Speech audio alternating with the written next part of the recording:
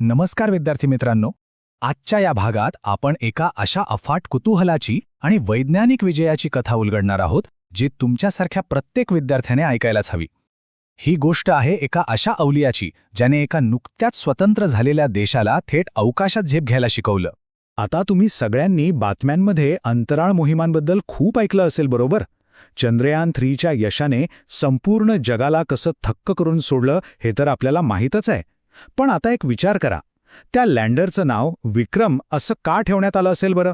या एका छोट्याशा नावामाने आपल्या भारताचा अंतराळापर्यंतचा संपूर्ण इतिहास आणि एका खऱ्याखुऱ्या नायकाची ओळख दडलेली आहे. आणि या रहस्यमय प्रश्नाचं अगदी सोपं पण वजनदार उत्तर आहे डॉक्टर विक्रम अंबालाल साराभाई. हे केवळ एक नाव नाहीये, तर ती एक महान शक्ती आहे. या दूरदृष्टी असलेल्या भौतिक शास्त्रज्ञाने भारताला खऱ्या अर्थाने अंतराळात ओळख मिळवून दिली. म्हणूनच त्यांना अत्यंत आदराने भारतीय अंतराळ कार्यक्रमाचे जनक असं म्हटलं जातं. विज्ञानाची आवड असणारा मुलगा, अहमदाबाद ते केम्ब्रिज. चला तर मग त्यांचा हा प्रवास नेमका कसा सुरू झाला ते पाहूया.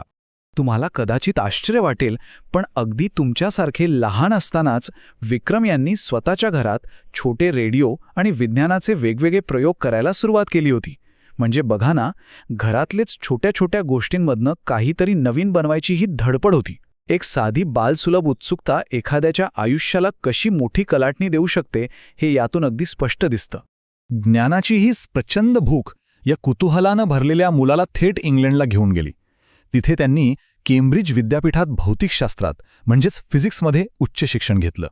एवढंच नाही तर कॉस्मिक रेज आणि पृथ्वीचं वातावरण यांचा एकमेकांशी काय संबंध आहे यावर त्यांनी अत्यंत सखोल आणि जागतिक दर्जाचं संशोधन केलं. राष्ट्रासाठी विज्ञान, प्रयोगशाळेच्या पलीकडील एक दृष्टी. परदेशातून शिकून भारतात परतल्यावर मात्र त्यांच्या मनात एक वेगळाच विचार सुरू होता.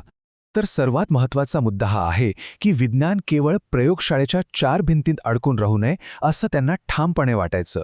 गरिबी आणि अज्ञान दूर करण्यासाठी आधुनिक तंत्रज्ञानाचा वापर करणं ही त्यांची मूळ दृष्टी होती. विज्ञानाने समाजाला वर उचलण्याचं काम केलं पाहिजे हे त्यांचं मुख्य तत्त्वज्ञान होतं. अंतराळ कार्यक्रमाचा पाया, स्वप्नाला वास्तवाचं रूप. आता बघा, हा एक साधा विचार एका महाकाय वास्तवात कसा बदलतो. त्यांच्या या प्रगतीचा वेग खरोखरच थक्क करणारा आहे.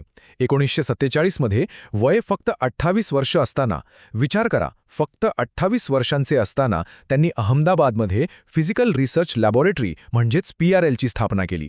पुढे त्यांनी केरळमधील थुंबा येथे भारताचं पहिलं रॉकेट लॉन्चिंग स्टेशन उभारलं. याच प्रवासातून आपण ज्याचा अभिमान बाळगतो त्या इस्रोची ISROची निर्मिती झाली आणि 1975 मध्ये भारताचा पहिला उपग्रह आर्यभट्ट अवकाशात झेपावला. इस्रो आणि उपग्रह क्रांती, सर्वसामान्यांसाठी तंत्रज्ञान. इस्रोची स्थापना ही केवळ आकाशात रॉकेट उडवून स्वतःची पाठ थोपटून घेण्यासाठी नव्हती. आणि हे उत्कृष्टपणे स्पष्ट करतं की त्यांचे अंतराळ कार्यक्रम नक्की कशासाठी डिझाईन केले गेले होते. दूरसंचार, हवामानाचा अचूक अंदाज, जंगलांचं आणि पाण्याचं व्यवस्थापन आणि कृषी नियोजन. हे रॉकेट्स फक्त अवकाशाच्या पोकळीत जाण्यासाठी नव्हते, तर ते थेट आपल्या शेतकऱ्यांना मदत करण्यासाठी आणि देशाचा विकास करण्यासाठी बनवले गेले होते. ते केवळ अंतराळापुरते मर्यादित राहिले नाहीत, तर ते खऱ्या अर्थाने एक संस्थान निर्माता होते. त्यांनी अहमदाबादमध्ये CEPT सारख्या नगर नियोजन संस्थेची स्थापना केली. इतकंच नाही, तर विज्ञानाचं शिक्षण अगदी सामान्य माणसापर्यंत पोहोचावं यासाठी त्यांनी एक कम्युनिटी सायन्स सेंटरसुद्धा उभं केलं. विज्ञान प्रत्येकासाठी खुलं आणि सहज उपलब्ध असलं पाहिजे हा त्यांचा ध्यास होता. एक अमर वारसा स्वप्न आजही जिवंत आहे.